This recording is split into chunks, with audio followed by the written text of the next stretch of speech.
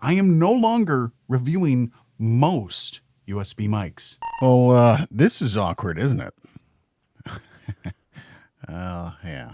USB mics have become one of the biggest attempted cash grabs over the past few years. The only worse candidates are podcast mics.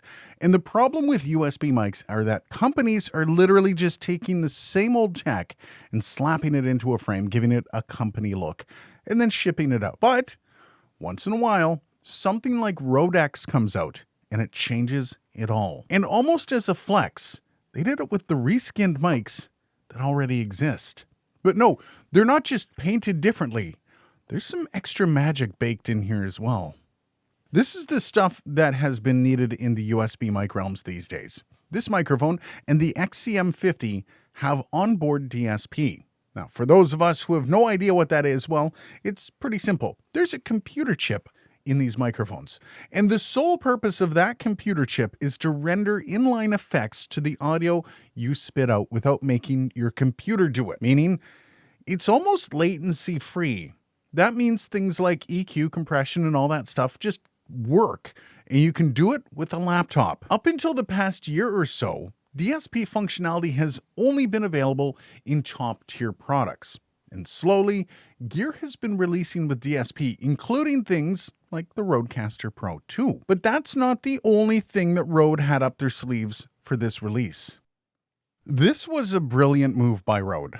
When the Rodecaster Pro 2 was released, gamers were left a bit out in the cold. Even with the updated OS on it, allowing for routing, it didn't feel completely like something a gamer could use. It felt a bit more like something that a podcaster would love, with a few things thrown in for streamers. Now, don't get me wrong, it's still an amazing piece of tech, but the lack of virtual channels did kind of fall flat for some. Also, that price tag? Let's be honest, it's pretty pricey. And if you're one of those people that has been trying desperately to get rid of your Go XLR for something with similar usability, well, this may have just shot up to the top of your list. Now, if you watched my live stream with the XCM50, it was my first full day with this setup, and while my inability to utilize OBS did take center stage, there really was no issue with the routing or the usability.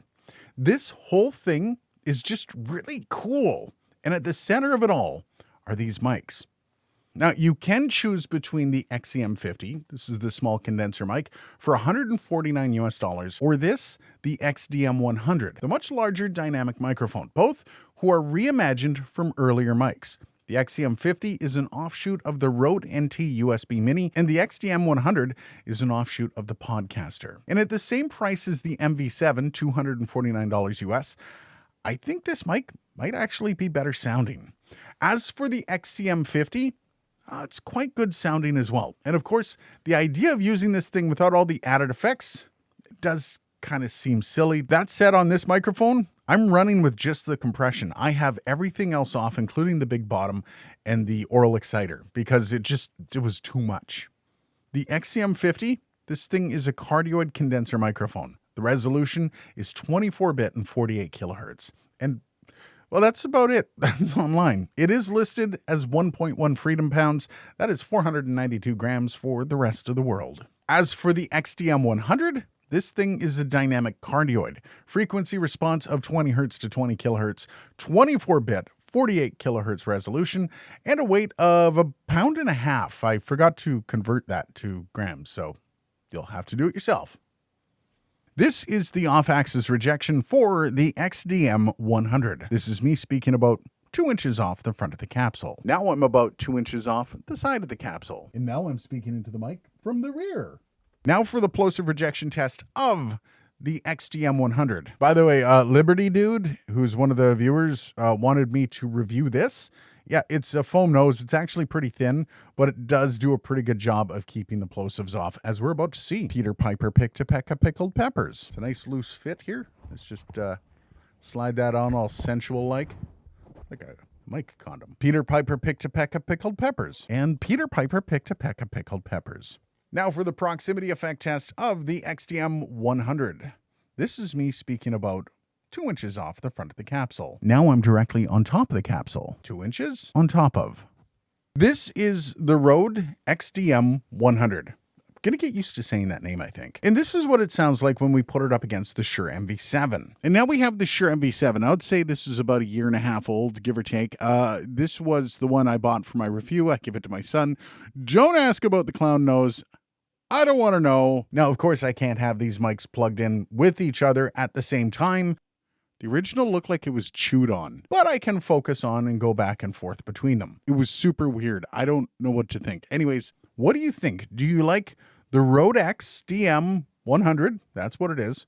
Or I'm keeping my distance, relatively speaking, to this microphone. Now we have the RODE XCM50. And this is the microphone you can buy for $149. It is a condenser. Now, of course, with the Shure MV7 here, I do have the Shure software running.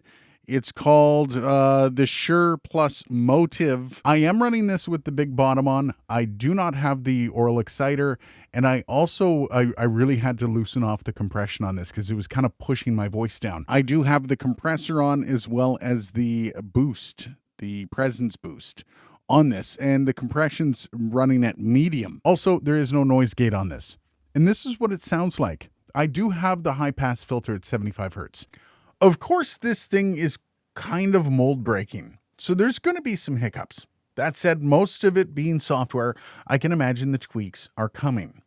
Up until this morning, though, I couldn't get this mic to work on either my main computer or my laptop, and I couldn't figure it out. The computer would recognize the microphone, so would Unify, but there were 0 levels, and nothing I did would make the problem go away. And then this morning, as I was plugging it in, showing my son what the problem was, a little notification popped up saying that the USB controller didn't have enough bandwidth.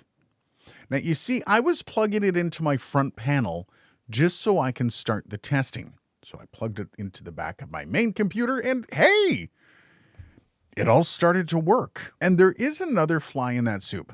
Both these microphones only work for Windows at this point. That said, considering this is most decidedly gaming gear and that Unify itself is basically a driver with an interface, I'm not sure this will ever be ported to Mac.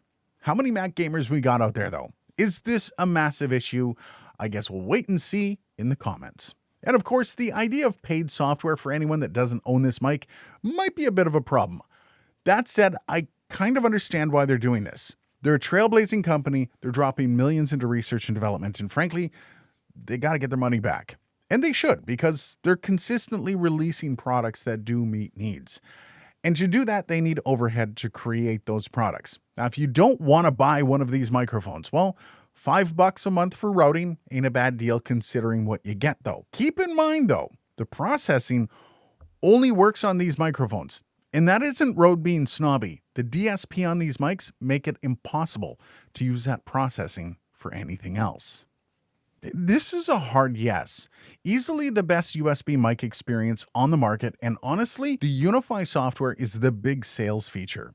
Yes, this mic is a chunk of change, but considering the MV7 from Shure being the same, the price really isn't unrealistic. In fact, this is a better deal. And considering all you get beyond the processing, you've got the routing, the interface that meets all your needs, well, kind of a no-brainer. And you can get started with the XCM50 for only $150. That is a fantastic deal for someone that is a streamer. And frankly, I bet you one of these mics is going to be under a lot of trees for a bunch of people this Christmas. By the way, if you missed my review of the Rodecaster Pro 2, you check that out. It's up here.